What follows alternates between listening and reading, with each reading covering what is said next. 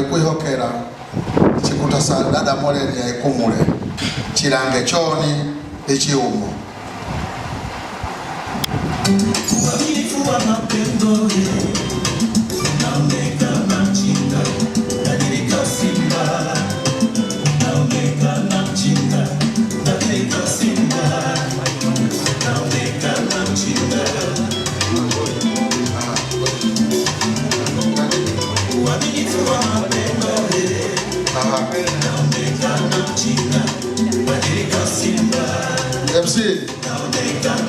MC kuna wimbo mmoja unaitwa mai nisi ujui mama mai uje huo wakati jikukabizi izawalino kuna nyimbo magona mai hapo ndo maji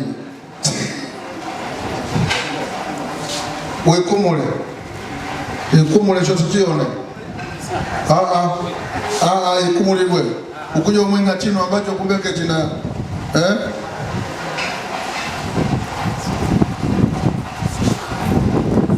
uikumule kabisa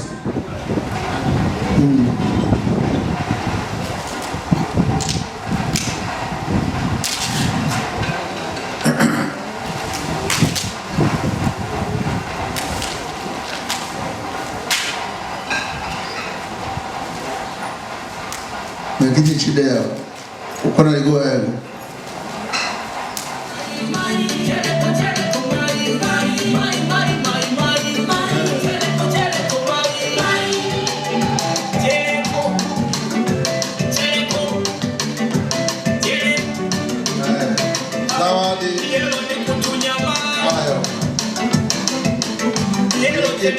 wabodi wa siku ya Wakaguru 2026. Mgeni rasmi tamasha la siku ya Wakaguru 2026. Hii ndo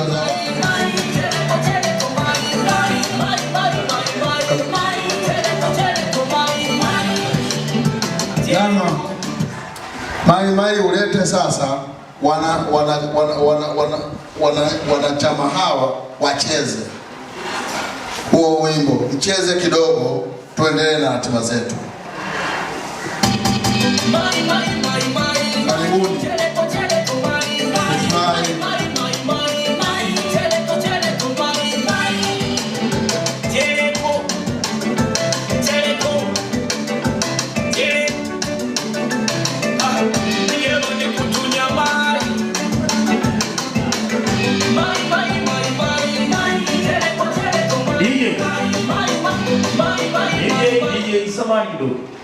Wakulu shikamoni kwanza. Wakuya zangu mambo vipi? Asante sana. Kwa masina kuna Gigwa Hilali William Malundo.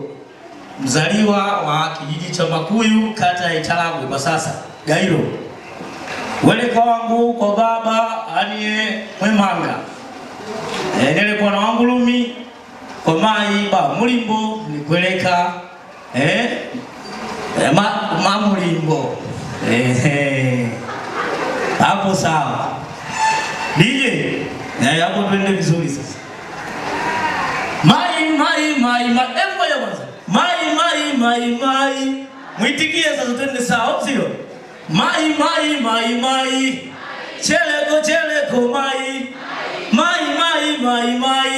ai cheleko mai mai dielo ni kutunya cheleko kwa mai nikusa nani kifa mai nikusa nani kifa mai miezi 9 msinda sake mai nisasi yake mgongo wake cheleko ina hili mali cheleko nijagaja kupinga mai mulungu ya kunime mai wote mai cheleko mai cheleko mai twende mai yako nikula nikuinanga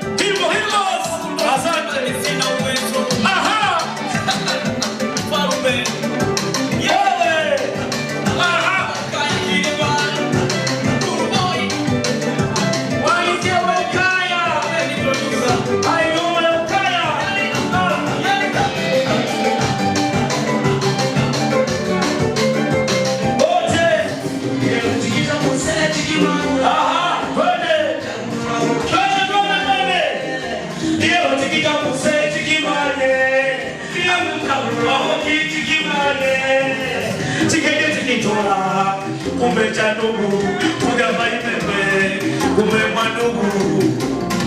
Owe, twende! Na wangurumi, kwa maima mulimbo, nipeleka mamulimbo, alileno ilimari, mwanike wa ukaya, alileno chitungati, mwana wa yenga. Owe, ngamba kaija kami patita. Wote!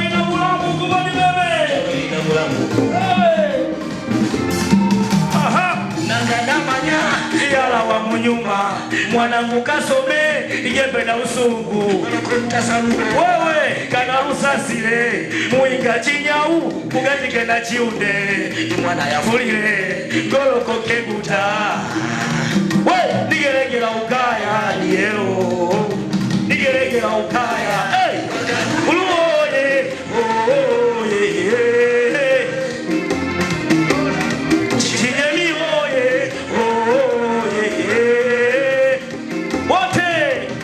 Wakaburu oye, oye, hey, Emi oye, oye.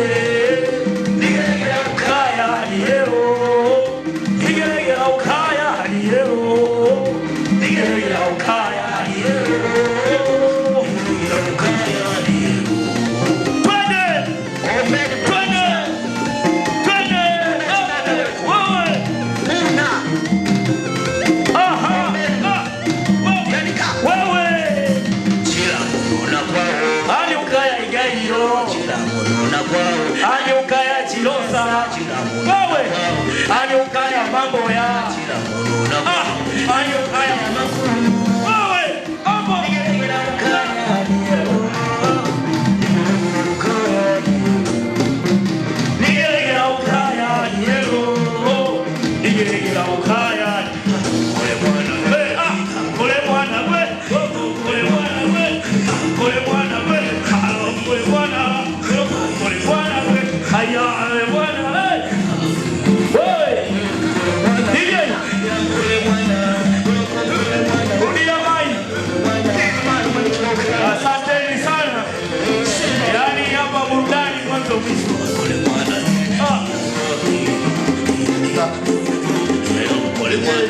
Chakula tutakiombea tukiwa tumekaa tu.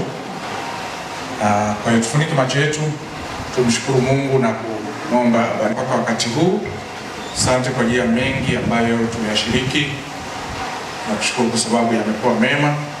Na sasa tunakwenda kwenye hatua ya kupata chakula, tuweze kuifaa miili yetu na kuijenga, tupate nguvu za kutumikia wewe wema. Bariki walioandaa, bariki kila mmoja aliyekipokea, na ubariki muda uliobaki wa siku yetu, uendelee kuwa mwema katika jina lako takatifu. Amen.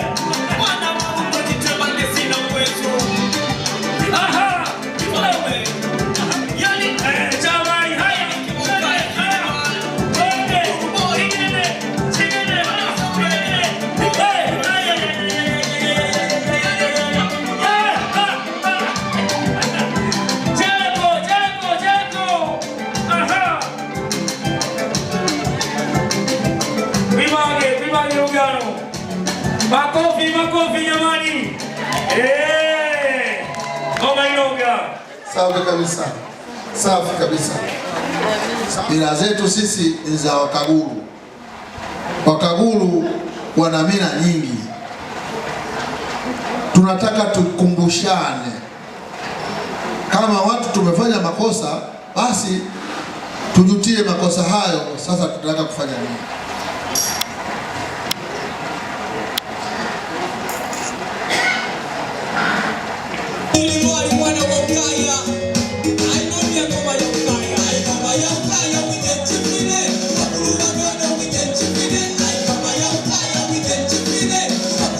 Hawa ndio wazee wetu wa leo, watatuambia wamekuja na nini, lakini sisi tumekuwa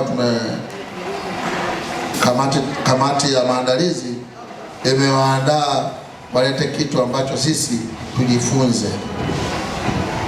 Tumezoea kama hivyo nilivyotangulia kusema, tuna mambo ambayo hayaendani na mila za sasa hivi, lakini tunayakubali kulingana na mazingira yetu. Sasa sisi tumesahau wajibu wetu, aidha kwa vijana au na sisi wenyewe kumaliza matukio yetu ya hapa mjini.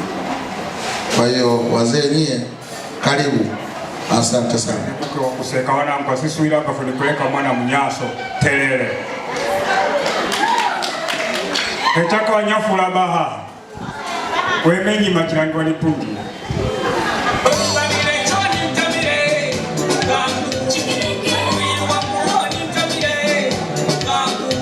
Ani noni baba eno nikoleka wanyaso etaka dibonye. Isi ino yakule meifula ndani. Hata fochidile sa ichifuirwa nhafizi kwa ajili mvula itonyafiswa. Aha. Mungu akujalie.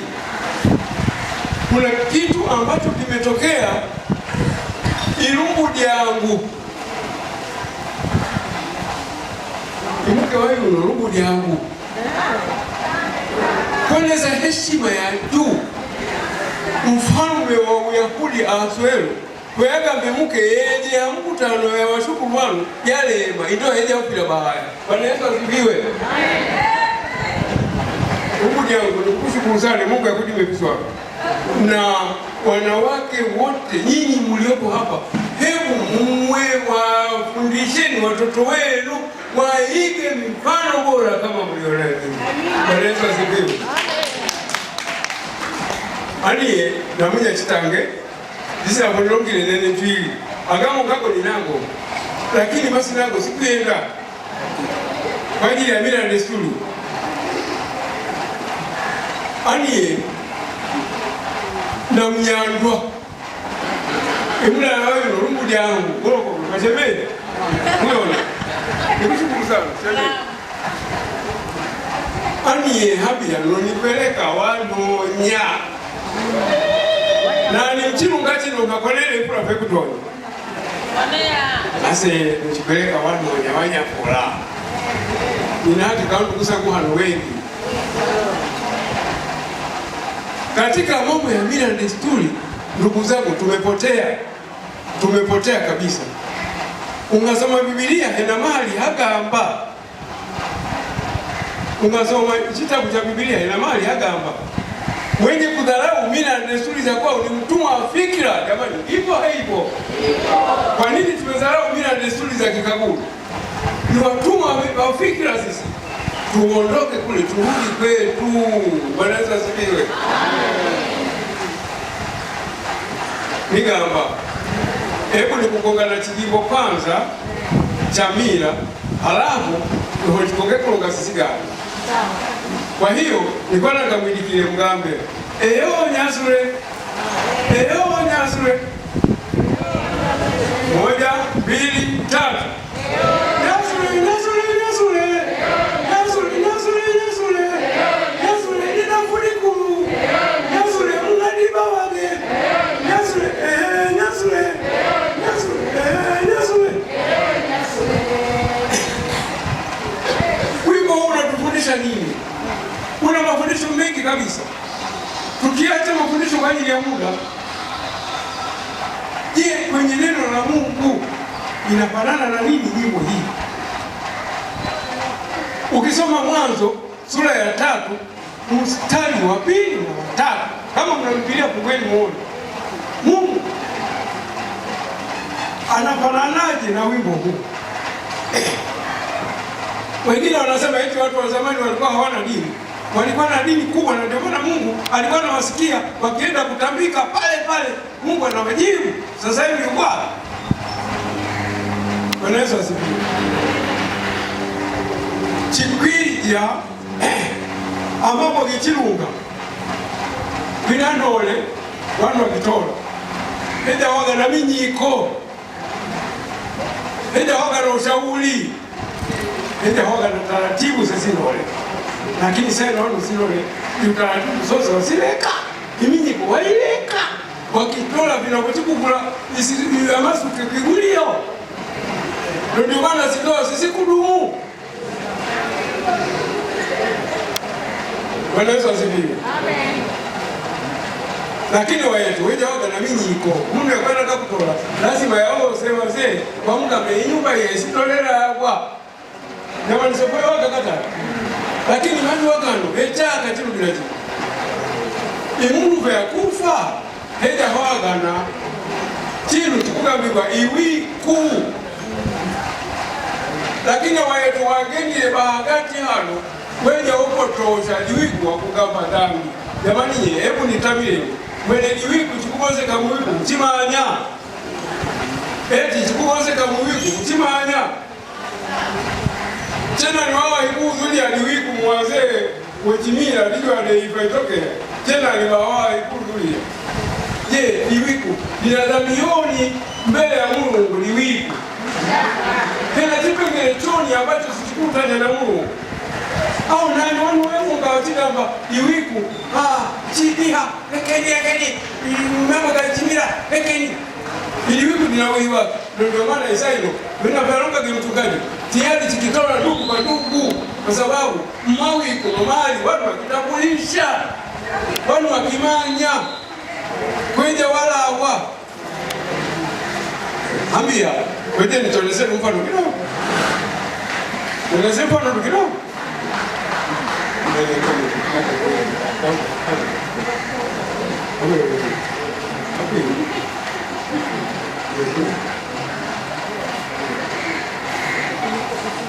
Nigamba ili wiku mara nyingi ilikuwa na watu wadatu hena mwidiki hena mwigasi imwigasi nena madai alafu ile ibamu na yakuda ikwa ambe tukoke kidogo.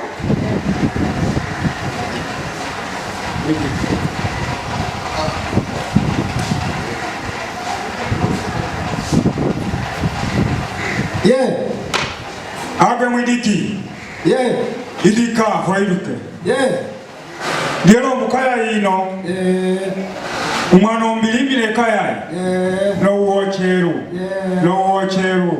mukulu ekayai katamigwa wegala kusimiti teya kunywa lakini homa ikulemera oye naemba hanu hakaya lakini kaya ijetimuka wamwinula kaya uko kusimiti katumia simiti siso lakini sikulemera weja kuya nae hakaya yakuya nae hakaya muchiro chichochowoile ihoma ilemera imulungu kagamba ikulonda chiumbe changu isi yenu hadi yadiro chuwa hano iba munu yuno yakugamba ba munu aniye nikumwinula yatamile chirange imwana gwe yuno upaka yakugamba mwana gwe yatola kwani kwegala lipalimbwa lilyo kwegala emali iyo dilo yachitamilise wana oile bahano wahulike yahije kuwa kalaila mwitembe nkona ni nyamala nugamba mateto tamira chirange mukulu aya biswalo aniye mkulu no kaluta ayo no mwanangu mwanangu no sala kuchisongera mwanangu no chero bwerongile mwigasi katamigwa haraka Mungu kawenda zaidi lakini mwana yuno leja natola kwa matonya kwa mzee yakabigwa matonya ukoleja natola agolo kolonga ikezi golo kolonga bibaga kukusuma agwe mwiriki idika imukulu uno mukonyi uno yakumdanhiliza yakugamba yatola kwa matonya kwanza kegalaza lao imatonya yo noweleko yanhamile viswanu imatonya yuyo koyegalaga imali iyo mpaka yakoleke mwana yuyo yatamile viswanu anyezi muhulike muhona ni nyamala igamba makio Miliki anatola halali sawa ile mtendo neja nemisi seja chilo natola kwa mungu yagabi kwa matono imunu yuno ili uwele kwa wao wakugambirwa washomi lakini kwikumbugo abantu wakugambirwa wagomba Nukoleja natola sande mwidikidika mkulu yuno mukonyi ile bya ukonyi wakwe aniye nikumkulumbaza eja aguma ili nonga no hakuda mali alongile ni musaidi yeni ambia nikumgamba nikuvumira kwa mkwe mulima gwe atiko ngalangasa afachi ngalangasi chojile ulira mudifa de mwanago afachi ngalangasi nikukulumbaza kwa mkwe mulima muhona ni nyamala nigambe ni mateto ukulumbaze mukosio kagamba ulafe chingalangasi nikushukuru sana kusoko kutanga cha wewe nufeja yagenda tewa naguma kame noni nikala na mununo kele kapiswanu wakadero mungu kamwenda aya chingangasi cha kwache nikula nikalibaho mwidiki mwe mudoba kwa mudoba gwe kudika idika fiswanu agwe kwa baba munhugwe dio chitamile difade mwanago kokwanga utende ili difade mwanago dinoge difadino difadi ya mukulu mugima difadi iswanu dechaka difadi hile kila idifadi kwa iswanu ditamile baho udifadino de mwanago ukukoma choni ukulira choni chokulira mudifa muhona ni nyamala igambe ni mateto watamile wakulu wasigale wiliki chawero aniye nikulira difade mwanangu idifadino chikugamba iswanu nichaka chitango chihile kwa hiyo sichikudisula kwa hiyo dielo kusokwesano chizika chikugolosa mkecha ukugona diele usikufunkucha chikumaladipa wakugawa masau chikulisha wana nitoga halafu chikwaka imwane mkozi mkiwa chikumkabiti diminde ilipadi nonofoni kuhera sande agwe go baba munu kulonga nikugamba ibeka ukulira difade mwanago dilio ukukoma ng'ombe ambie sasino chikolele wakwe mulima wako kola wakwe mulima wako nao watamile awatolile ukwako watamile wagumaguma mali iyo weja watola halali ao walaila mwitembe ambia sai nikukulekela ukumbi aniye nikugwihira agwe nagwe ukole wakwe mulima wako watamile nagwe mfuatolile ukwako mhona ni nyamala igambe ni mateto wiliki sande sana mwezi kalonga lakini ayo nono mkwe mulima mkulu ambia ikubidi chimuzi yalonge mwetu yatola chaweru yaguma choni kame yalonge mwetu Asanteni sana Ani edi sinadi yangu nikukambirwa Mikaeli Justin Mwegalawa. Ani eno ni mlima mkaya ino. Ne anatola imali ne anaguma yose ihera.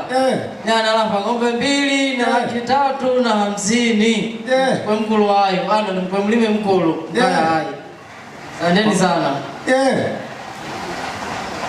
Wiliki. Ela mume kwanga kulonga. Ai mkwe mulima wafe. Kada ntali.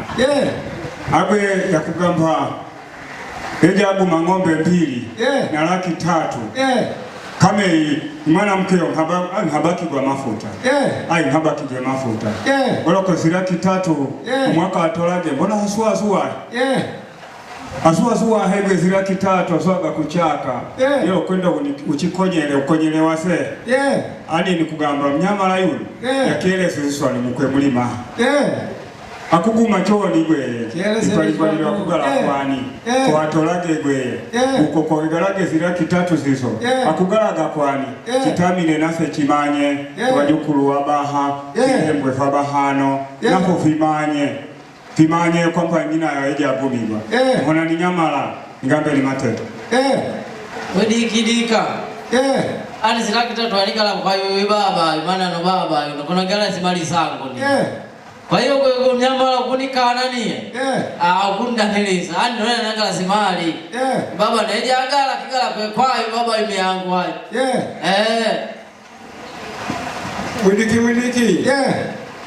Ai hano chikushukuru. Chawe mkwe mulima yuno. Simali sako leja na hokera. Kwa hiyo ngeja yake na mtembe. Kwa hiyo hata wana wasa ni halali yakwe. Chigambe mateto. Mwidiki. Idika foidike. Ono wadi ya chingwena. Wakirongera.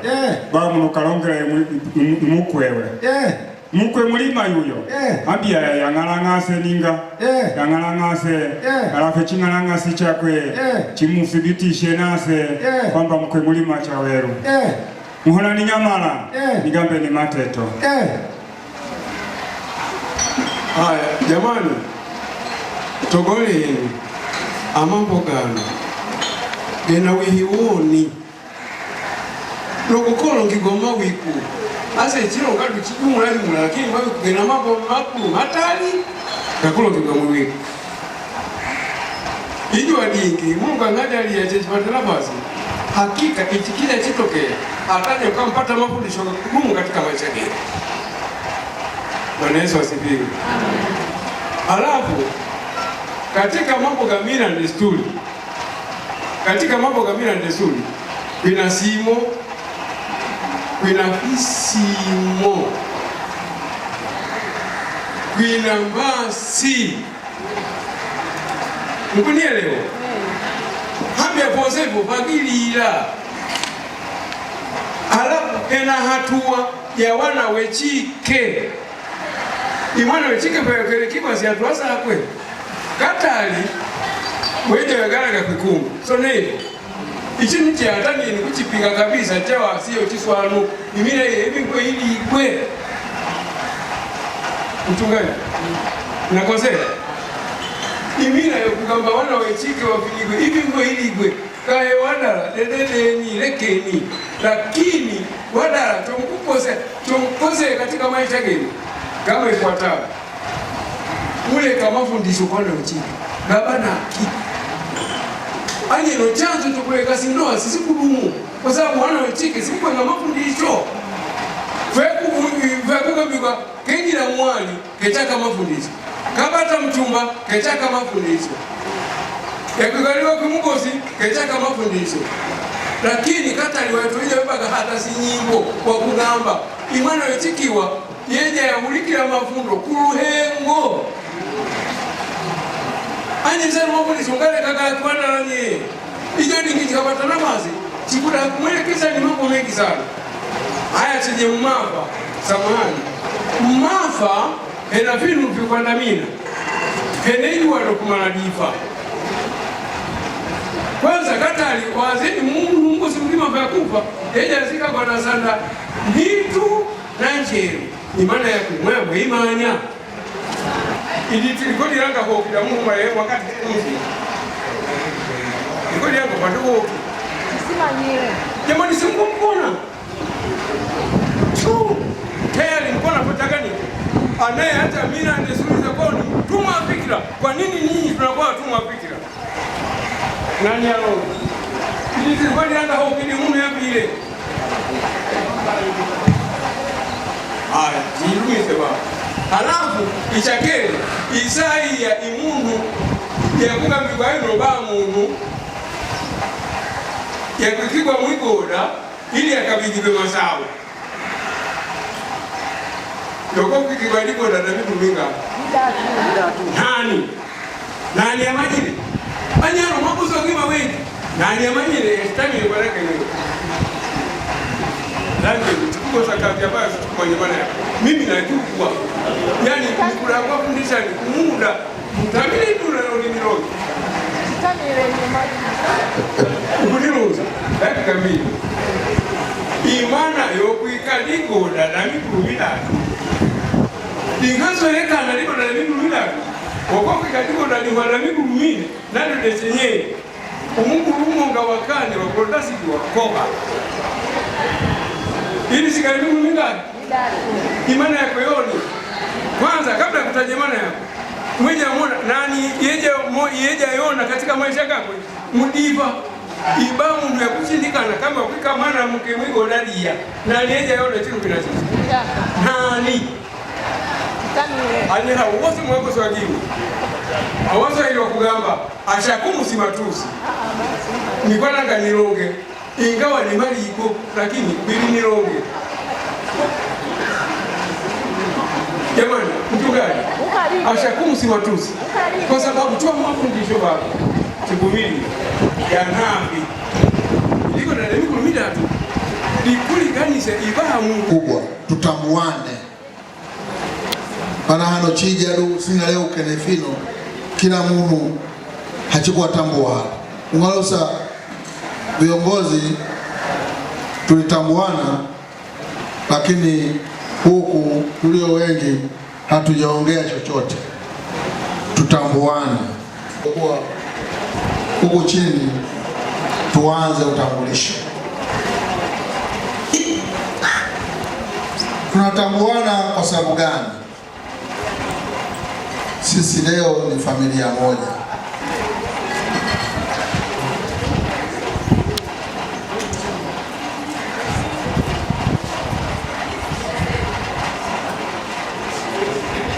Tutambuane, unachotakiwa kufanya, wewe ni nani, uko wapi, ikiwezekana unafanya kazi gani, na maeneo yako unayoishi ni yepi. Basi tufanye haraka kwa sababu tuko wengi, ili zoezi lisichukue muda mrefu sana. Tunaanza Sabina nilikuwa baada kuu, nilikuwa nafanya kazi na mamlaka ya hewa Tanzania, nimestaafu. Sasa hivi nina shughuli zangu tu, niko pamoja na jamaa zangu wa China, tunashughulika na mambo ya tibalishe virutubisho. Kwa hiyo kama utahitaji vitu vya namna hiyo unaweza kuniona. Mungu akubariki.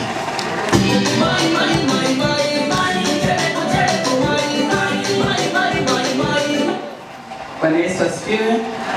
Naitwa Christina Muya, natoka Kibaha, ni mkuu mstaafu. Mama yangu alikuwa anaitwa Nesta Muya, ni wa Mamboya. Baba ni mkuu wa Masagaru. Twende haraka kidogo. Bwana Yesu asifiwe. Mimi naitwa Nora Muya, mtoto wa Nesta wa Mamboya na hata shule. Ni mimi mkulima wa koroshi la ndizi. Karibuni sana.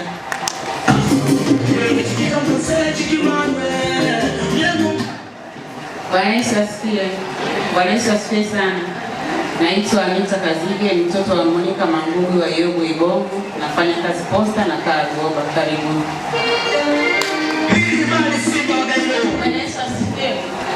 Mimi nilishajitambulisha, labda tu niongeze kwenye kazi yangu. Mimi ni muuguzi.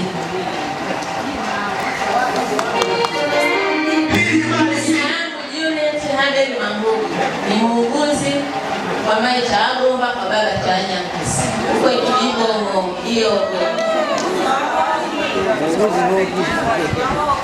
ni muuguzi, niko kituo cha kale,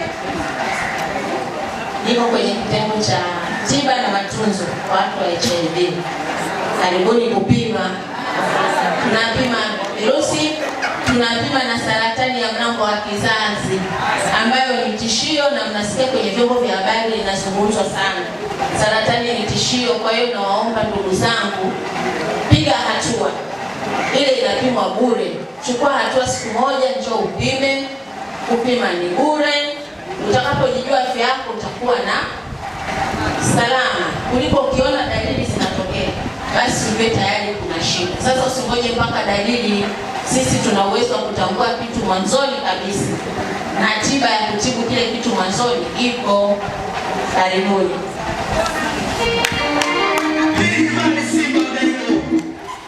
Bwana Yesu asifiwe.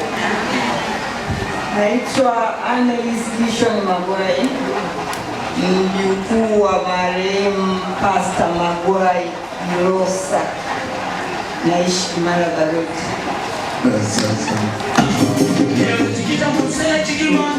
Yesu asifiwe. Asalamu alaykum.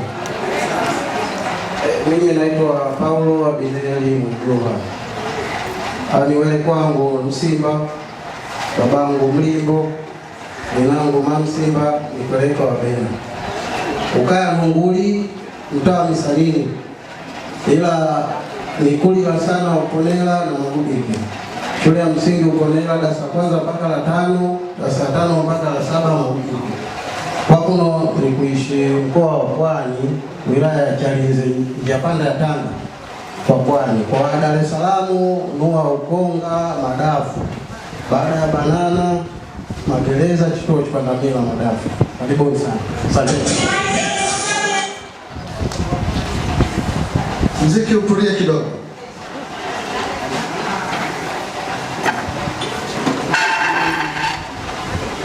Bwana Yesu asifiwe. Kwa majina naitwa Ruthi Mkuchu, mtoto wa marehemu Mama Penina Mkuchu na marehemu Injinia Samuel Mkuchu. Kwa hapa Dar es Salaam tunaishi Kinyerezi. Kama unaelekea hivi nyumba 6 wanaita kwa Marisa. Karibuni sana. Na nimeolewa na familia ya Teri. Kikazi ninafanya KKKT jimbo la Kati. Asante.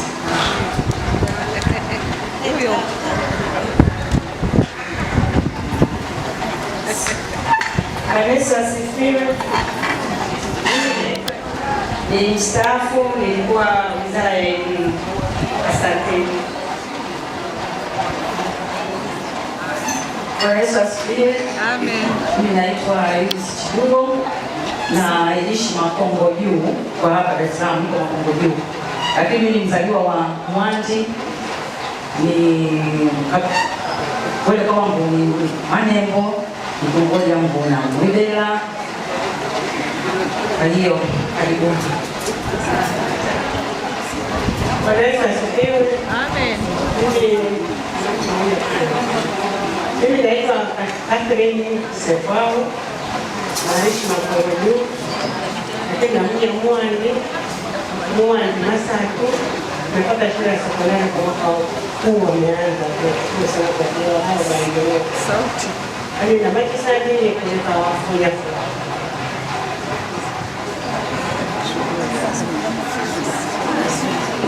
Alessa Spira. Amen. Mimi naitwa Beatrice Nadingirwa, lakini ukoo wa Mwaga walihamia mpaka wa Kibakwe. Na kwetu Mberega, ila kwa sasa hivi niko Makongo Juu. Ni mstaafu, nimefanya kazi sana kwenye NGOs mbalimbali. Asante. Bwana Yesu asifiwe. Amen. naitwa Selina Godoni Makamba, au unaweza ukaniita Mrs. Kadeli. Nakaa Temeke. Maoni.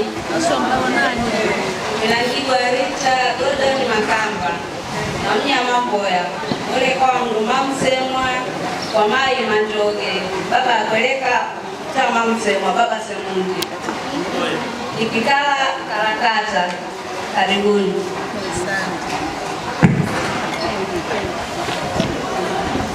Bwana Yesu asifiwe.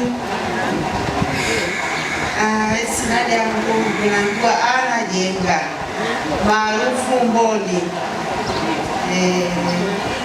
Namnya Belega mai wangu yakunaitwa nina mamsenga ani na mamnyao nikwikala Banana. Kazi yangu muuguzi, niko Wizara ya Ulinzi, niko Mkurani JKT. Asanteni. Bwana Yesu asifiwe. Naitwa Amana Makamba Lukaya. Kwele kwa wangu mamsemwa ni kweleka Wangurumi Chaga ni Machaku. Babangu msemwa iwe hae Mnene. Nipikala Tabata Mawenzi. Asante.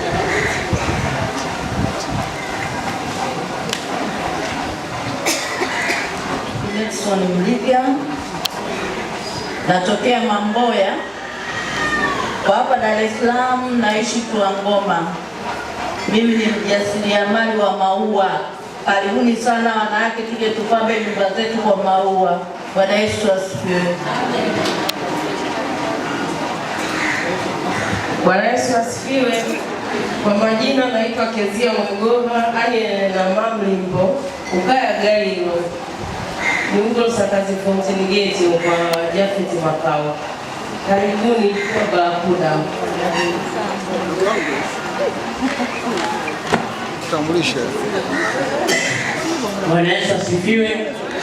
Mimi kwa jina naitwa Dan Maronga na Mnyando mwenye Kipogoro, lakini nimeletwa Mlali, kwa Mlali ni mstaafu na kaa Chang'ombe ya Temeke. Karibuni sana. Huyu hapa ni mtoto wa marehemu Peniford Mmondwa, anaona Yanga lakini anaogopa kuzungumza, lakini inamakilisha ana Mnyandwa nipeleka Chuno. Kwa hiyo baba eja naye ni Mnyandwa, kwa hiyo eja kaka yangu. Asante.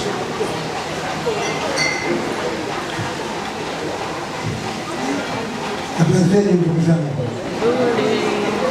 Mimi kwa kifupi ni Siri Daudi Mhando, natoka Gereka. Baba yangu nafikiri mnaweza kumkumbuka, alikuwa Archdeacon Daudi Mhando, Archdeacon wa kwanza Anglikana. Asante. Yeye Alisimus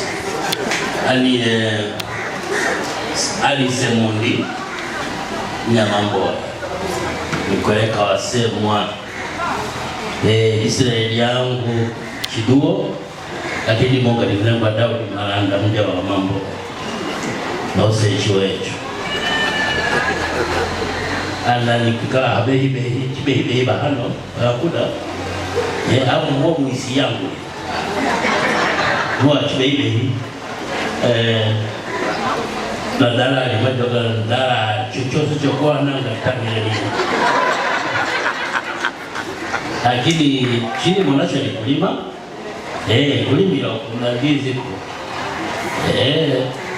karibuni sana Mungu alimu. Naitwa Godwin Maimbo, kwa sasa niko Dodoma, nafanya kazi ya ukaguzi pale Dayosisi of Central Tanganyika. Mimi ni Mlimbo, huyu ni kakaangu pia, na huyu ni Mlimbo, huyu ni kakake. Huyu kina Penina Mwando Mlama amewalisha hili, mimi kina Allen Mwando amewalisha hili. Asante. Tumsifu Yesu Kristo. Bwana Yesu asifiwe. Kwa majina naitwa Rogers Matthew. Mimi ni mlimbo kama alivyosema kakaangu hapa, na huyu ni kakaangu. Naishi kwa Msuguri, Mbezi, na pia ni mjukuu wa mzee Goda, Yona Goda wa Kilosa. Kikazi nipo TRA. Nawashukuru. Asante sana, asante sana. Basi naomba nianzie hapa kwa mama. Karibu. Bwana Yesu asifiwe. Kwa jina anaitwa Rose Samuel Chiduo au Mrs. Shomikana. Sijawahi kufika, tunaambiwa kuna bibi aliniambia kwetu Nyaka. Mimi wepo wangu ni Mamsoro. Baba yangu Juma. Kwa hapa Dar es Salaam mimi mstaafu, nilikuwa nafanya chuo kingine. Kwa sasa hivi nakaa Kimamba Mhanga, karibu sana.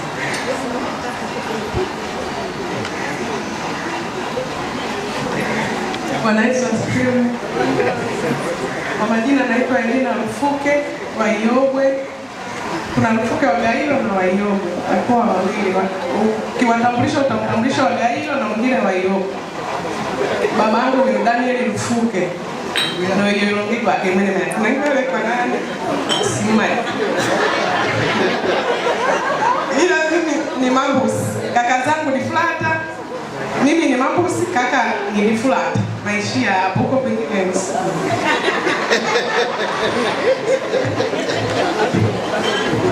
Msifu Yesu Kristo. Mimi naitwa Rehema Kusele. Palikuwa Gairo, lakini wazazi wangu asili yao ni Mamboya. Walikuwa walimu wamepita sehemu nyingine. Uwele kwa wangu wani na Mangoli. Mai mamwe baba Mwinyumbe na Msongo ng'ombe kama mama. Asante.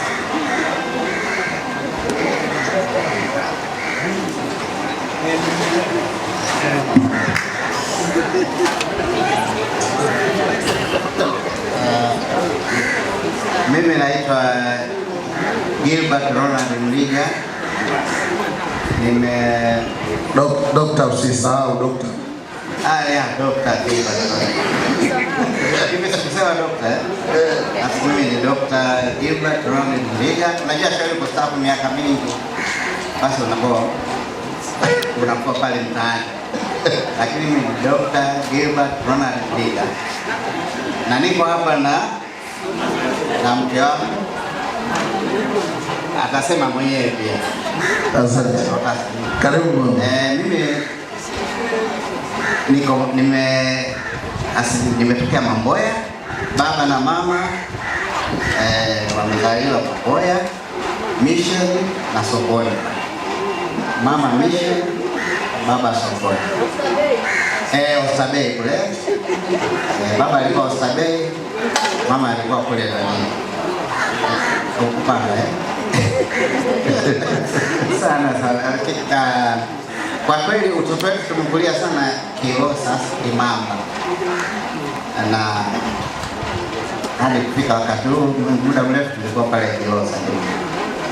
Na mke wangu baba naye atajieleza. Nimefurahi sana kwa kweli kwa siku ya leo kwamba tumeweza kuwa na siku ya leo ambapo asante sana ndio shughulika katika kuiandaa siku ya leo. Nashukuru sana. Asante sana. Bwana Yesu asifiwe. Jina langu naitwa Rose Mliga. Natokea Tanga. Lakini kwa sasa niko na wewe kijana. Bwana Yesu asifiwe. Tunaishi Ununio jamani. Karibuni sana Ununio. Lakini hatununi, tuna furaha sana zote. Asante. Karibu. Asante. Bwana Yesu asifiwe. Mimi kwa majina naitwa Imani Jackson Mkasanga. Sisi ni wazaliwa wa Chiwe. nafikiri wanafahamu jirani na Gairo Moleti Kiwe, lakini tulikulia sehemu inaitwa Makao. Mimi naishi Madale, ni mfanya biashara. Asante. Asante. Haraka kidogo. Salamu alaykum. Wa alaykum salaam. Amina. Majina yanaitwa Miri Daudi Lehao. Kwetu kabisa Majawa. Gairo Majawa. Kwa sasa niko Kimara. Asante. Bwana Yesu asifiwe. Amina. Kwa majina naitwa Donald Msiwanda. Maana nimeambiwa kwamba usiseme Mziwanda, sema Msiwanda. Sawa kabisa. Wale kwa mjumbe peleka Chamute kwa okay. Noa Kimanzi Chana Kuranga. Karibuni sana. Asante. Bwana Yesu asifiwe. Amina. Bwana Yesu asifiwe sana. Amina. Majina naitwa Chinae Isaac Ngego, mtoto wa kwanza wa mchungaji Ngego. Nyumbani Berega, nipo sasa hivi nipo Mikocheni, lakini mwanafunzi wa daktari mwaka wa 5. Bwana Yesu asifiwe. Amina. Wewe kwa ndio hujui kabisa. Wewe kwangu ni Mbigu. Sawa, sio chini sijaiwa vizuri. Inabidi mzee wetu akiandika vitu tuvisome tujue kabisa. Bwana Yesu asifiwe. Amina. Kwa majina naitwa Nyemo Emmanuel Makamba na kaa Mbezi Magufuli. Karibu. Wewe kwa Mangulu. Ngulu. Ngulumi. Haya. Bwana Yesu asifiwe. Naitwa Rodias Machaku, naishi Tanga. Nimekuja kwa ajili ya hii shughuli. Mwanachea nyumbani Mambike na Mamboya. Ni mstaafu pia, ingawa bado kijana kidogo na mwaka wa 2 tangia nistaafu, kwa hiyo nazoea kidogo kwa uraia. Nilikuwa wizara ya maji kule Tanga, kwa maana ya mamlaka ya maji safi na usafi mazingira Tanga Uwasa, kama DAWASA ya Dar es Salaam. Nimestaafu mwaka wa 2. Karibuni sana Tanga. Mkija Tanga wele kwa Ngurumi, Bikongogoro, Mwemanga na Fili. Sasa karibuni sana Tanga.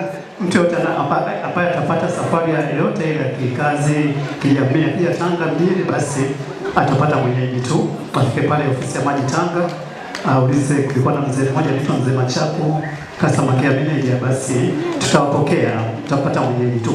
Karibuni sana. Asante. Nini? Kwa majina naitwa Wendo Makamba, kwetu Mamboya. Kwa hapa Dar es Salaam naishi Temeke, hali niko Ngulu. Asante sana. Bwana Yesu asifiwe. Amina. Majina naitwa Irene Kakanau Makamba, ni Mkawembe. Bwana Yesu asifiwe. Amina. Majina naitwa Pendo Makamba, nimetokea Mamboya. Sasa hivi naishi Morogoro. Wewe kwangu Manyoge. Asante. Huku. Bwana Yesu asifiwe. Amina. Kwa jina naitwa Angelina Chanigwa. Mimi natokea Mamboya. Wewe kwangu Manguru. Asante. Kwa hiyo kina Manguru wote ni asante. Asante. Bosi, naanza na wewe. Jamani, hamjambo. Mimi naitwa Yohana Sakasa Leguna Semuna Mng'ong'ose. Sisi tunatoka Ikwamba kule milimani. Mimi ni Mkwama na dadangu Manjoge na zaa wa Shombi wenye Kishambo. Kwa hiyo mzee Machaku pale kumbe ni mtoto wangu, nilikuwa sijui. Na mimi ni mwalimu wa sekondari, ni mwandishi wa vitabu, nimeandika kitabu cha historia wa Kaguru na sasa hivi naandika kamusi ya Kikaguru, na kwenye vitabu vingine vya kawaida nimeandika vitabu zaidi ya 200. Kwa ni mwandishi ambaye nimebobea vitabu viko Amazon na mitandao mingine duniani. Nakaa Mbezi, Dar es Salaam. Karibuni sana. Asante sana.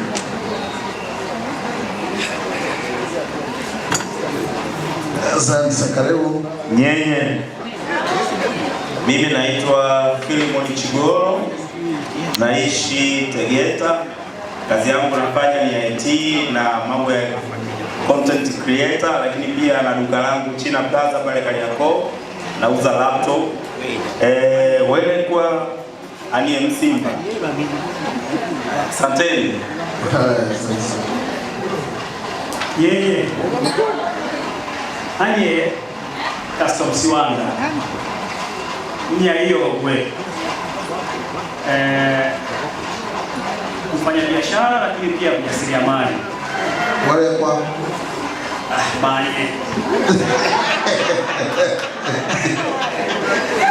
sawa ni mjasiriamali ambaye natengeneza na kuuza mafuta ya mnyonyo.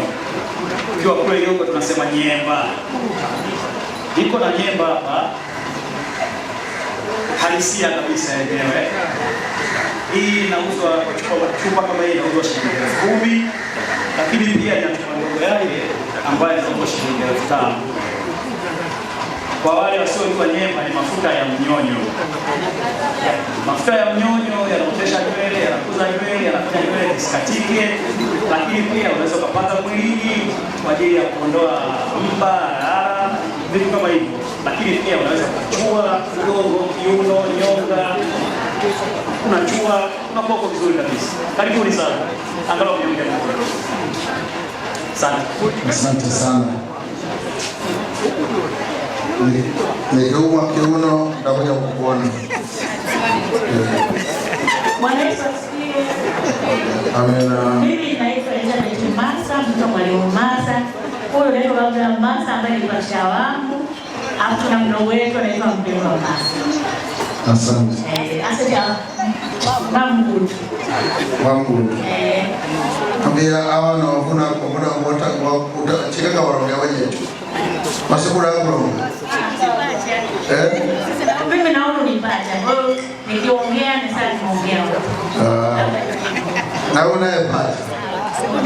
Baba msingi. Ali kwa nisi na Mpendwa Masa. Upo ni Gairo. Baba yetu mzee Masa wengi mmani Gairo.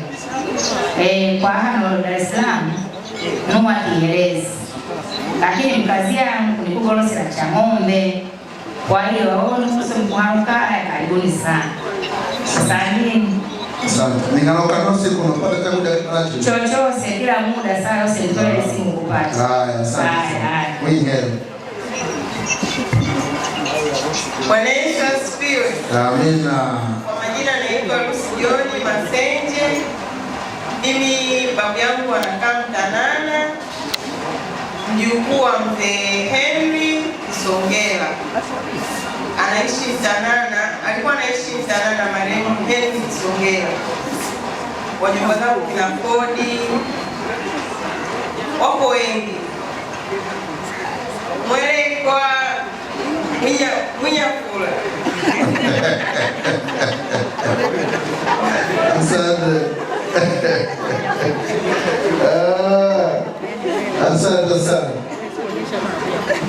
Yani nianzie huku nimalizie kwanza huku. Bawani. Aswami. Ani ya Manembo. Aha, wani we. Jina langu naitwa Flora Mbeso. Ala. Nakaa Mbezi Makabe. Mimi mzaliwa hapa hapa mjini. Asili yangu baba Iogwe Chongwali. Mama Berega Magera. Sio Shibane. Bwana Yesu asifiwe. Amina.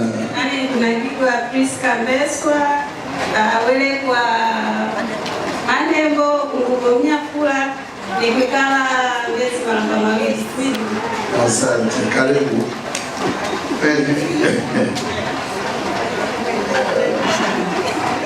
Bao ni Msindile, Ane ni Rozi Santuli, Wele kwa Manembo, Baba Mgomba wa Chogowari, Mai Mnyangasi wa Yogwe.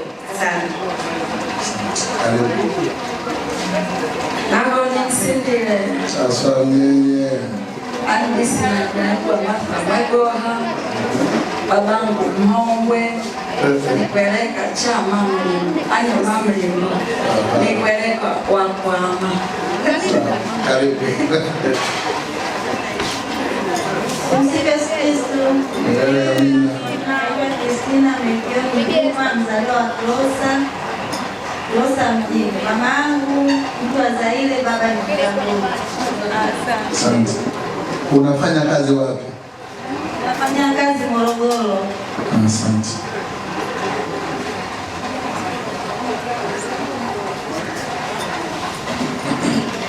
Kwa majina naitwa Ana Magembe, mzaliwa wa Kilosa, ila asili na original ni Makulike.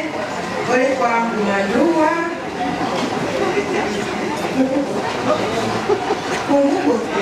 Wabutu.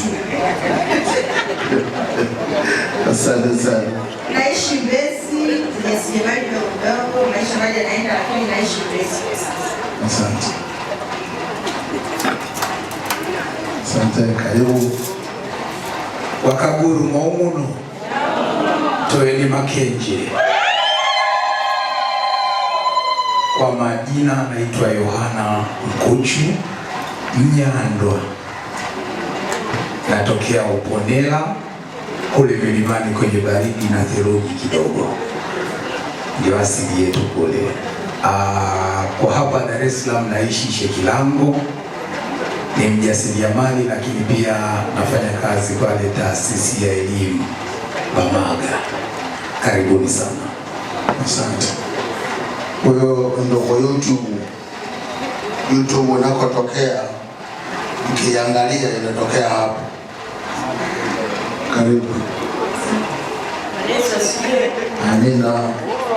Mimi naitwa Esther Mcheo, nimezaliwa hapa Dar es Salaam, mtoto wa marehemu Emma Sengunda wa Kitange, na baba marehemu alikuwa anaitwa Labani Mcheo. Naishi Mbezi Magari Saba. Karibu. Asante. Uelele kwa Madiemba. Asante.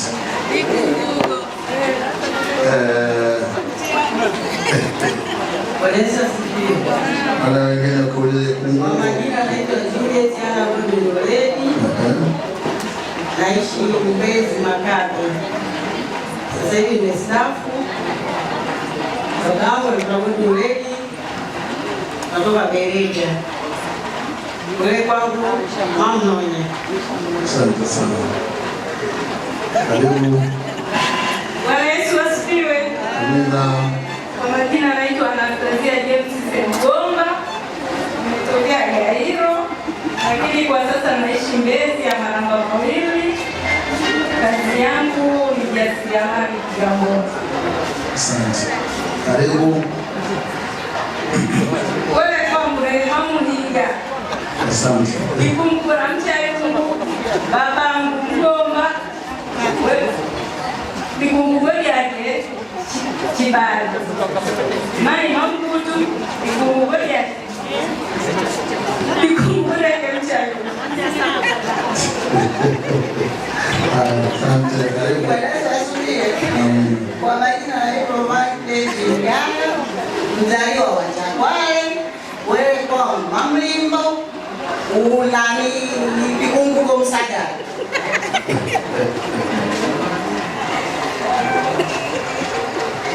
Aliye nikuga Migwa Lucy, nende mamu Nyandwa, nikweleka Konitoligwe, nikweleka Wabigo, lakini huku wetu nikweleka Chachibali. Imgosi wangu yaga mga Msagala, kala wa Mkalama. Lakini nugolosa kazi msishule serikanisa sedayo sisi ya Morogoro. shule ya Ikunagirwa Bishop Chitemo, Kifa afisa utawala. Lakini Mpulimo Kutogoma hapo ya Dayosisi ya Morogoro Hadisagula Kifa nisimamie dawati la elimu dayosisi hii. Kwa hiyo ni kusimamia shule kadhaa za Dayosisi ya Morogoro, lakini ni kusimamia nazo shule za Bishop Chitemo ambayo ina awali, msingi na sekondari.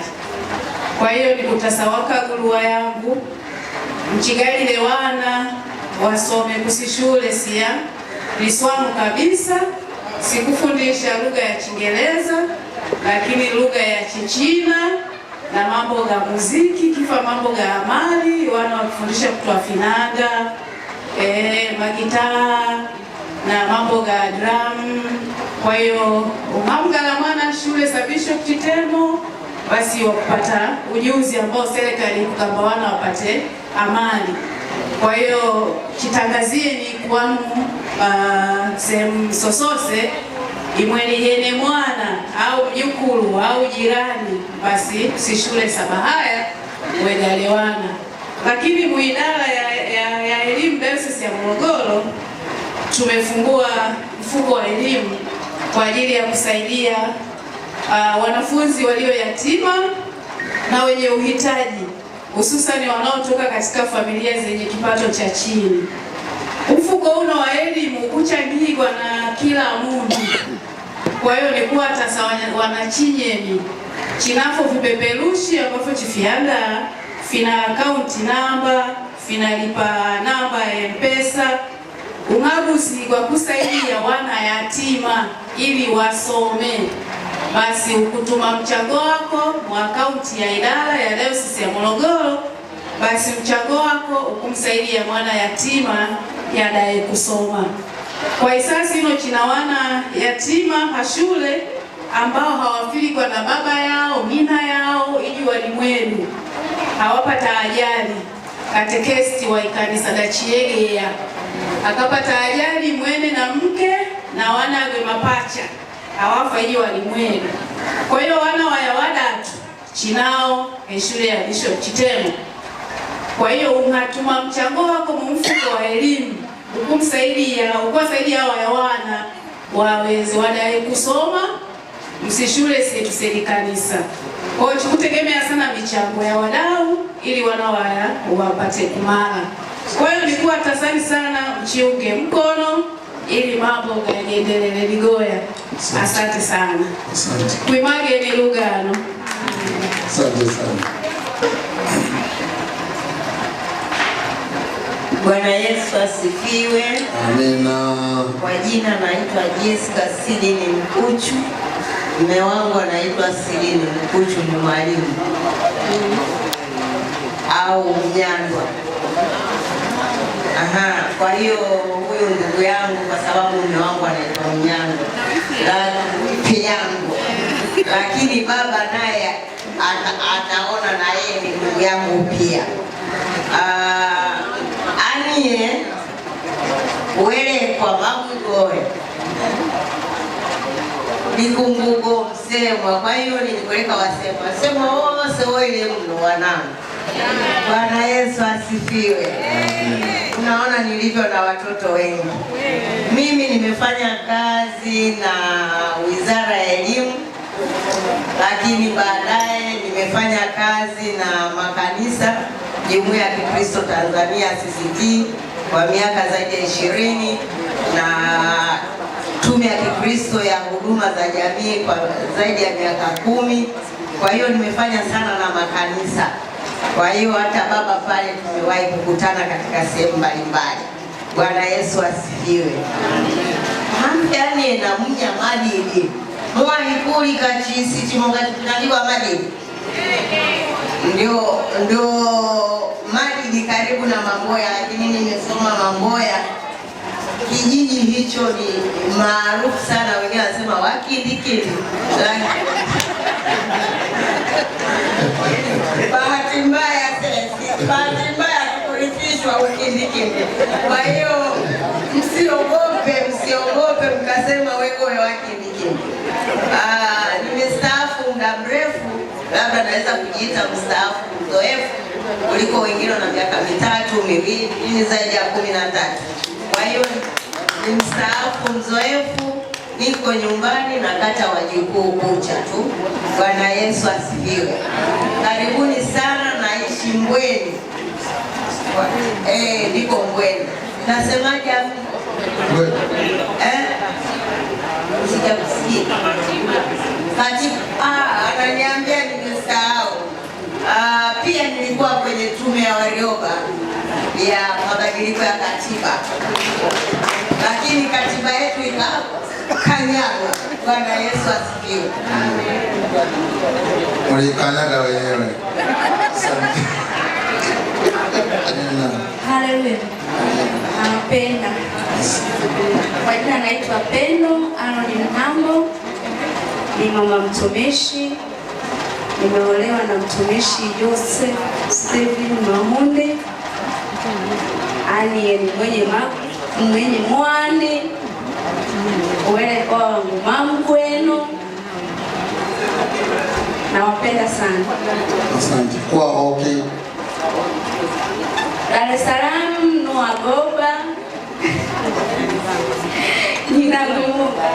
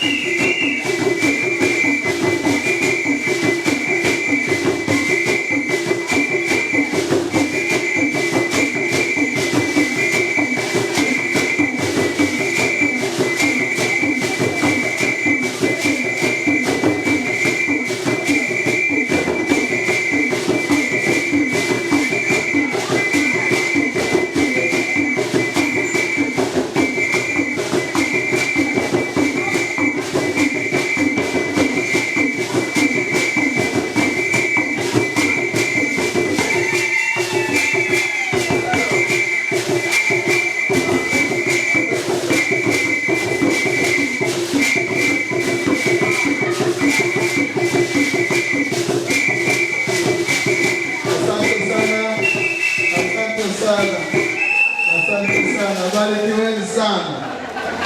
Wale mliochelewa bahati yenu mbaya. Tulianza zamani mzee. Siku nyingine kongamano usichelewe, huo wa kwanza kupata mambo mazuri. Hicho ni kipande tu. Tuliyetangulia tumeona mengi.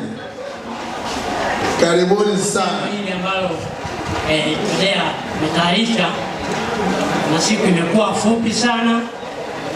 Nawapongeza ninyi ambao mmekubali kuja kama mimi. Kuna wengine naamini hawakuja hapa shauri ya leo ni Simba Day, si ndio? Kwa hiyo naamini kuwa kuna wengine hicho kimekuwa kikwazo kwa ajili ama wanahusika kwa namna moja au nyingine.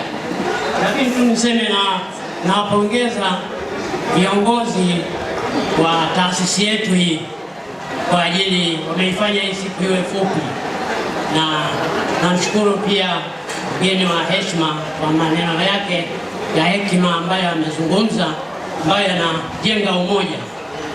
Tunabidi tujitambue kuwa ni sisi ni kina nani katika jamii inayotuzunguka. Kuna jamaa alikuwa ananiambia maadili ya watoto wetu ya sasa hivi ni yameharibika, lakini nakubaliana nayo hiyo, lakini pia sio watoto wetu, kwani wanalelewa na nani? Wanalelewa na sisi. Kwa hiyo na sisi inawezekana nasi tumeharibika, au tujitambue, tuone tunatimiza wajibu wetu. Kuna wazazi wengine wanaogopa watoto, kuna wazazi wengine msiseme itaonekana ama. Kwa hiyo na jambo kubwa tujitambue, kila mtu atambue nafasi yake na asikubali kuipoteza. Bila kusema mengi, niseme kuwa sisi tumefurahi sana kuweza kuipitisha hii siku ikawa fupi, kumbe ni ndefu. Tunaamini kuwa siku zijazo mipango itaenda vizuri zaidi. Lakini kwa ajili nimepata nafasi hii, ama niseme neno moja tu ambalo ningeweza muda mwingine nikalisema kwa viongozi, lakini kwa ajili nimepata nafasi niseme, katika jumuiya yetu hii tungependa tujali makundi. Kuna makundi ya watu wengi, kuna vijana wa katikati na wazee. Sasa katika hii michango hii inabidi kuangalia kuwa je, tunaendana sawa sawa na hiyo, isije ikawa wazee wengine wameshindwa kuja hapa kwa ajili ya makashindwa kutoa shilingi 25,000 na yeye hawezi kuvamia kwa heshima ya kikaburu. Kaburu najua tunajithamini sana, uwezo ukaingia ovyo. Kwa hiyo tutambue heshima ya makundi ambayo tunajumuika nayo.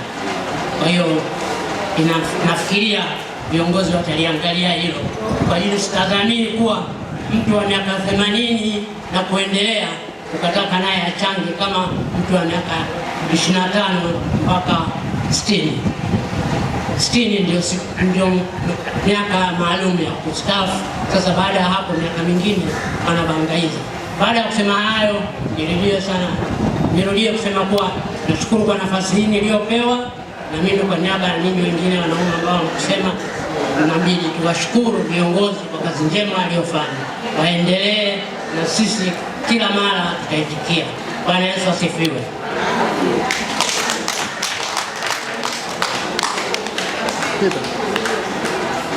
Asante sana kwa maneno mazuri ya kutupa moyo.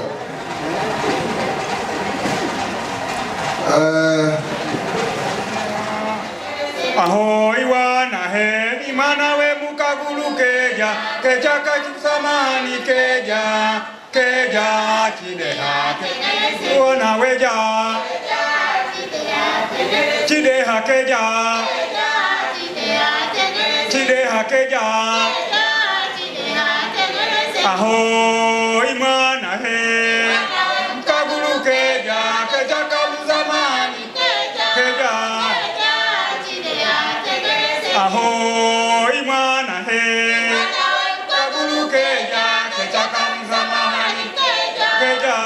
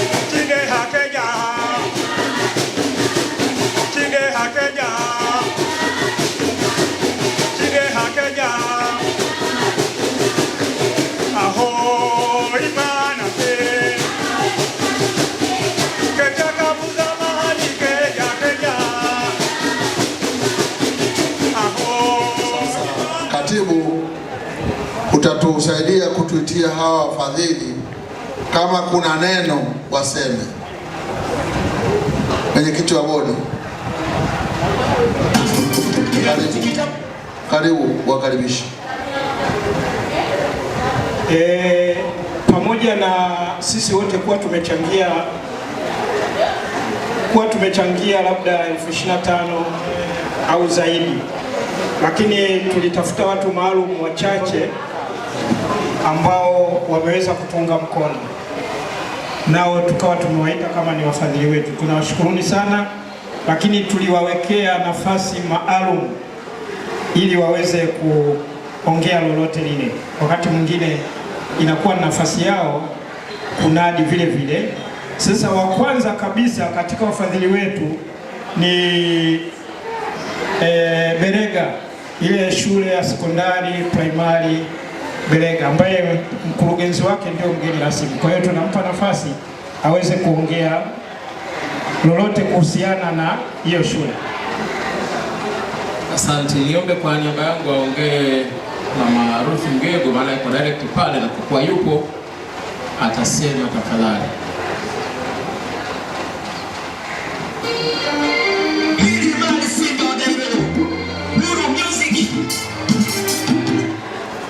Bwana Yesu asifiwe.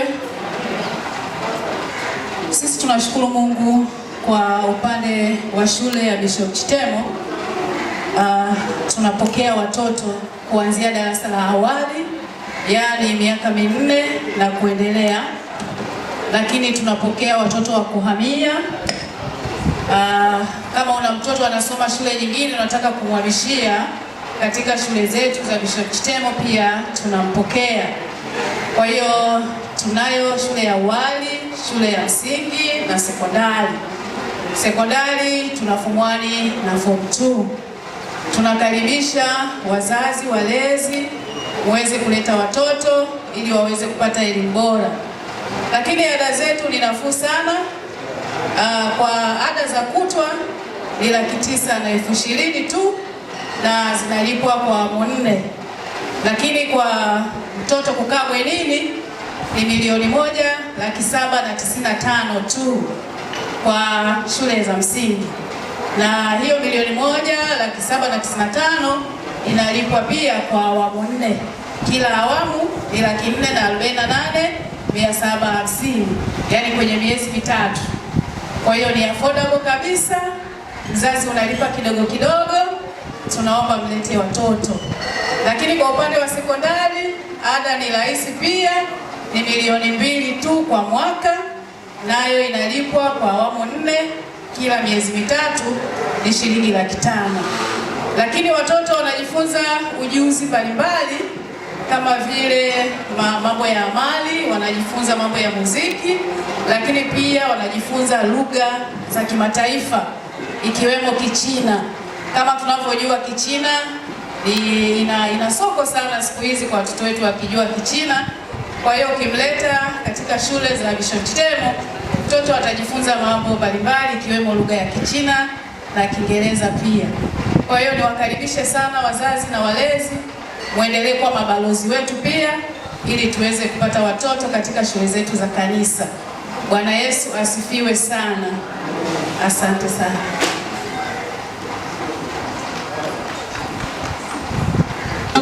Mfadhili mwingine ni Malundo Auditors and Company Limited.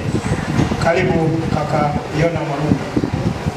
Huyu ni mwenzetu, tumeanza naye, ni mwanachama, lakini vile vile amefadhili, ndio aliyefadhili kifedha pamoja na ITV. Karibu mzee Malundo. Bwana Yesu asifiwe. Katika swala la ufadhili ni waombe kwamba tumezoea mfadhili lazima atoke wapi? Nje. Lakini siku hizi tuone tunajifadhili wenyewe, na kufadhili haina maana kwamba una hela, ni kupenda dhati. Kwa niaba ya wafadhili wengine ambao leo bahati mbaya hawapo, lakini wameweka pale, tujitahidi na sisi wengine tushikwe na moyo huo wa kufadhili. Fadhili ni kidogo, na waomba wana TIDEA katika utambulisho wetu wote hapa, ninaona kwamba kwenye biashara tuko chini. Mimi pia ni mshauri wa wafanyabiashara, tujitahidi kuona sisi tunaingia kwenye biashara. Biashara inaanza kidogo kidogo, sio lazima uwe na mtaji. Labda sababu kubwa kutoka Mamboya kule na Amani Sunday na Kristo sana wale ndio mmoja kwa anafundisha, lakini hapo mimi nimekuja na betu. Fanya biashara haendi mbinguni.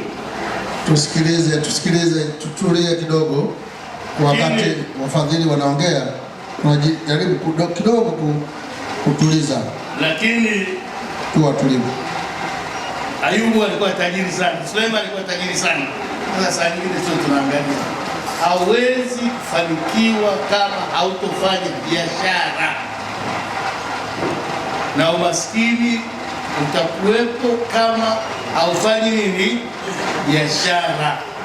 Hilo ni usiri moja ambao wenzetu wametuficha. Utaajiriwa, utapata pension, lakini hujui namna ya kutunza fedha.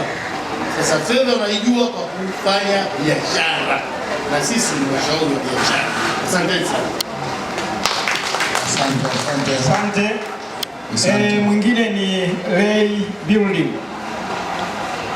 Services Limited. Yupo mwakilishi wa Ray Building? Hayupo. Hauna betu nyingine? Mwingine ni Fountain Gate. Tunaomba mwakilishi wa Fountain Gate. Anawe mshikaji. Hiyo si Maxi. Maxi. Hebu dokea. Taambia kwa Amina. Basi na nisema maneno machache kwa sababu ya Fountain Gate. Fountain Gate ni shule ambayo ni ya kaburu mwenzetu. Sawa jamani, tumeambiwa leo asubuhi kwamba tuvithamini vya kwetu, iwezekana tupeleke watoto kwenye shule za kwetu, uweze kujua itatusaidia nini. Sasa Fountain Gate na shule za primary school hapa Dar es Salaam, Morogoro, Dodoma, Mwanza, Babati, lakini pia ina secondary school pale Dodoma. Imeanza kidogo, lakini sasa hivi ufaulu ni mkubwa hata sekondari. Karibuni sana. Ukiona mtoto ana kipaji cha mpira, kuna timu za kuanzia na 17 na 20, na hii timu ya Fountain Gate mnaijua. Kwa ukiwa na mtoto wako, mlete kwenye shule za Fountain Gate, mlete kwenye timu za Fountain Gate. Fountain Gate pia inafadhili kule kwetu Berega, wale watu ambao wanafaulu, basi nawe na wasponsor kwa namna moja au nyingine. Mungu awabariki. Asante Fountain Gate.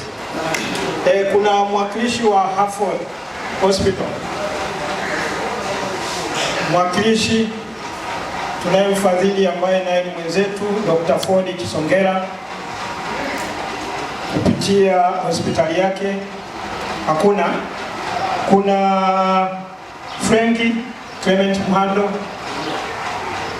Frankie Muhando naye hayupo. Naomba kama kuna mwakilishi wa Highness Company Limited. Karibu.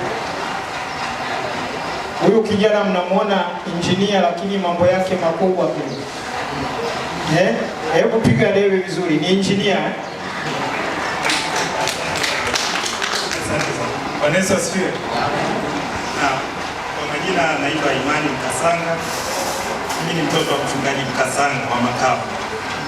Lakini pia ni mkurugenzi na mwanzilishi wa kampuni ya Highness Company Limited ambayo yenyewe inajishughulisha na ujenzi wa mabarabara, ukandarasi. Lakini pia tuna brand ya tairi ambazo tunafunga pia kwenye mabarabara hayo. Lakini pia tunaagiza mitambo kwa ajili ya kandarasi. lakini pia tuna maduka ya spare parts Ilala. Kwa hiyo Mungu ametusaidia tumefika tulikofika, lakini tuendeleane kushirikiana. Lakini kwa wenzangu wa umri kama wangu, tusiogope kujaribu, inawezekana. Ni hayo. Asante sana. Wa mwisho ni Chinyemi SACCOS. Chinyemi SACCOS ni taasisi ya Wakaguru na ndio actually ilianza baadaye tulipoona kwamba SACCOS inachanganya na mambo ya kijamii, tukaamua kugawanya kwamba tuunde tawi lingine ambalo ndio CHIDEA. Lakini mwanzo kabisa ilianza SACCOS na ilikuwa inasimamia mambo yote. Kwa hiyo naomba mwakilishi mweka hazina wa SACCOS Rozi, hebu naomba uje kidogo upige debe, unaweza kupata wanachama. Mambo mengine nitamsaidia. Tuliweka relief kwa wanachidea. Tuliweka relief kwamba wanachidea hawatoi kiingilio. Tukapata watu 4 tu. Lakini mwaka huu unaona tumepata watu wengine 4. Kwa hiyo ataelezea zaidi. Tumsifu Yesu Kristo. Kwa majina anaitwa Rose Santuri. Mimi ni mweka hazina wa Chinyemi SACCOS. Karibuni sana mjiunge na SACCOS yetu. SACCOS yetu mpaka sasa ina watu zaidi ya 50. Tunahudumia mikopo. Riba yetu iko chini sana sana. Karibuni nje mwekeze kwenye SACCOS yenu, vipende vya kwetu. Riba yetu sisi ni 3% ya mkopo unaochukua. Kama ulikuwa umeweka shilingi 500,000 unakopa mara 2 yake, maana utakopa milioni 1 na riba ni 3%. Hakuna sehemu yote yenye mkopo rahisi kama kwetu, riba ya chini. Kwa hiyo tunawakaribisha sana Wakaguru wenzetu, ndugu zetu, tujiunge na Chinyemi SACCOS. Tulikuwa tuna kiingilio cha shilingi 60,000, lakini kwenye matukio kama haya tunatoa kile kiingilio, tunaanza na zile hisa 10 ambayo ni shilingi 200,000. Karibuni sana Chinyemi SACCOS, daima mbele. Asante sana. Asante. Naona wafadhili wetu wote wametimia. Labda nimrudishie MC kama unasoma. Asante sana. Asante. Na kama nilivyosema, CHIDEA inatoa nafasi za kujiunga. Kiingilio ni shilingi 50,000. 50,000 ile ukiingia, kesho yake siku ya 4, siku ya 5 ukipata tatizo inasimama kusaidia haraka. Sisi hatusubiri tena nini. Ukipata tatizo Chinyemi inakusapoti haraka sana. Kwa hiyo karibuni, na walio wengi kama walikuwa hawalipi ada zao, tunaomba kuanzia kesho dada Grace aone mtiririko wa zile ada. Grace anatakiwa kuona ada. Sasa wanachama, leo tumefanya sherehe yetu vizuri, basi tusife moyo, tuendelee kutoa ada, Chinyemi yetu isimame. Matokeo ya Chinyemi miaka hii 2-3 iliyopita mtayapata kwenye mkutano mkuu unaokuja. Yote mtapata hesabu zenu, hela yenu haijapotea, iko salama. Mtaipata hesabu yenu yote kwenye mtiririko mzuri. Mapato na matumizi yatakuja kwenye mkutano wenu mkuu. Huu sio mkutano mkuu, hili ni tamasha. Sije mkaona kama leo ni siku ya kupata sijui taarifa na nini. Leo tumekuja tu kufurahi, kunywa basi na vitu vingine. Karibuni sana, tuipende Chinyemi yetu, tuipende Chidea yetu na tuipende sakosi yetu. Asanteni sana. Mwenyekiti,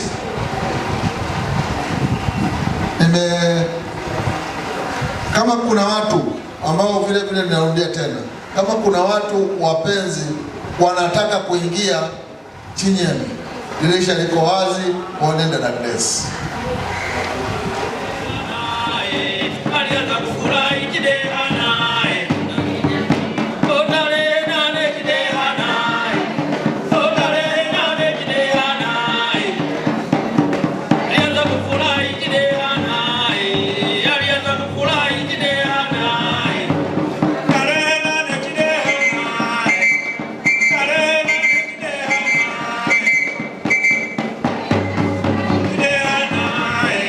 Hali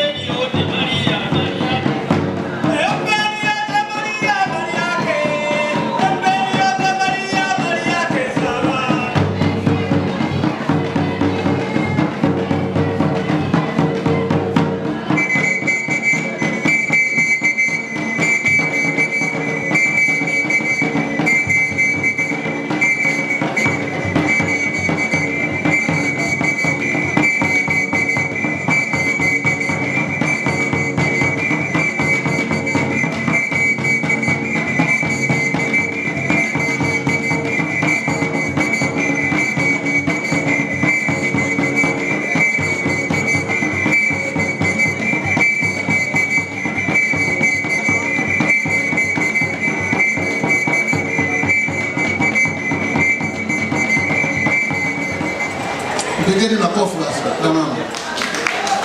Amkate. Haya, wewe utaongea kwa niaba ya wanawake wenzako. Nafikiri umeona vitu vizuri, vibaya, unasema kama hapa ni kusoeni, hapa uko sawa. Mungu akubariki. Bwana Yesu asifiwe. Viongozi tunashukuru, na wenzangu wanachidea. Bwana Yesu asifiwe.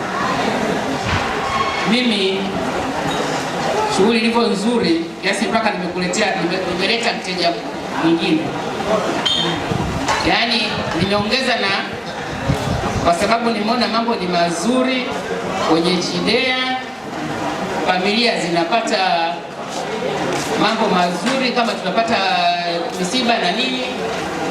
Kwa kweli wanachidea, tuendelee kwa mama wenzangu, tuendelee, kwa sababu ni sehemu nzuri tuliofika. Tunaomba tutafute na watu wengine wa Kaguru wenzetu tuwaingize. Kama mimi leo nimefanya, nikasema hapana, ngoja nimelete Mkaguru mwingine, Mkaguru Mungua, na nimeshamuingiza. Bwana Yesu asifiwe. Kwa hiyo mimi nasema tunashukuru sana viongozi kwa kazi nzuri. Yaani hapa tumeshiba, tumesikia vizuri, tumesikia ngoma vizuri, kwa raha zote kama tuko Mamboya. Bwana Yesu asifiwe. Naomba uishie. Nimesema asante. Asante sana. Makofi. Asante sana mama. Tunafurahi umetuletea mwanachama mpya, na sisi tutaendelea kumheshimu kama ni mwanachama mpya. Haki zote atapata. Kikubwa ni kwamba haki zote mtu apate, zile zinazostahili chinyeni, na watu wote mtegemee hivyo. Almradi unatoa taarifa kwa wakati, watu wanalifanyia kazi, tunakuona, na sisi tunasema asanteni sana. Sasa nawaomba ndugu wanachinyemi, tufanye kitu kimoja. Hawa watu tuliowatoa mbali kama watu wa ngoma, mara nyingi huwa tunawaleta alafu tunatoa hivi, kwa maana wanarudi nyumbani lakini hawana chochote, watoshika hata mkate njiani. Samahani, tujisearch kidogo tuone namna gani ya kusapoti ili hawa watu warudi nyumbani wakiwa wameshika kitu. Tuwe na moyo wa upendo, wamejitolea, tunawaita tu, lakini siku zote ni watu ambao hatuna kitu cha kuwapa zaidi ya kula hapa. Tunamwomba mtu mmoja kwenye ile ngoma aje.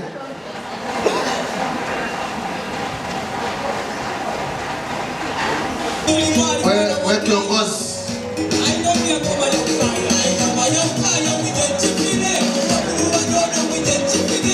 naomba usimame pale,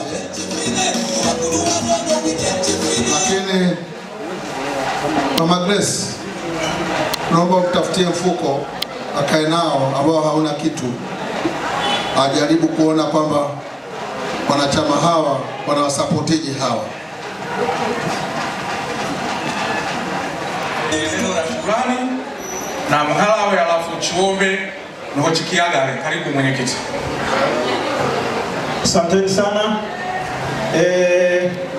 Kwa niaba ya wanachidea wote tunapenda kumshukuru mgeni wetu rasmi ambaye ametoka mbali, katoka Berega pamoja na familia, na ni heshima kubwa kwetu kwamba tulipomuomba akakubali moja kwa moja, na leo tuko naye hapa kwa hili tamasha la leo. Kwa hiyo tunakushukuru sana, Mwisho ni washukuru wote ambao mmefika, tuendelee kushikamana. Mambo tuliyoshauriwa na mgeni rasmi tutafanyia kazi, hasa lile la database.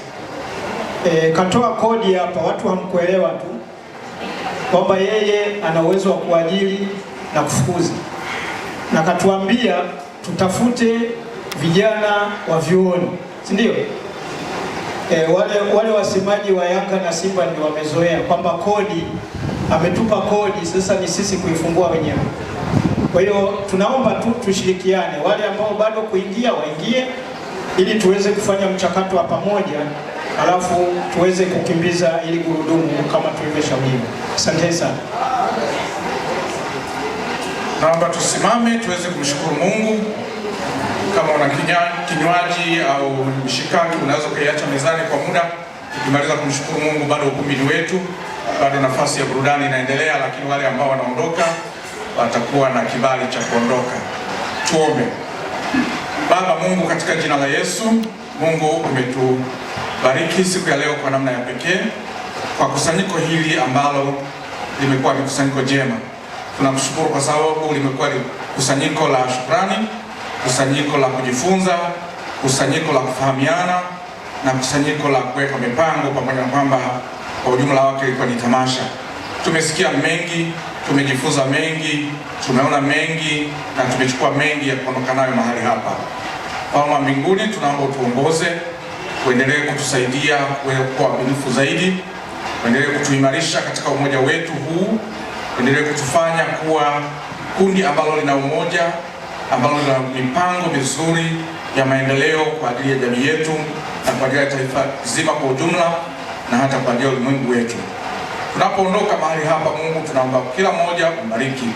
Bariki wanaosafiri kwenda mbali na wanaosafiri kwenda sehemu mbalimbali za mji huu, jiji la Dar es Salaam. Utubariki sote katika majukumu yetu yaliyoko mbele, na ubariki Bwana kila kitu kilichoko mbele yetu kwa utukufu wa jina lako.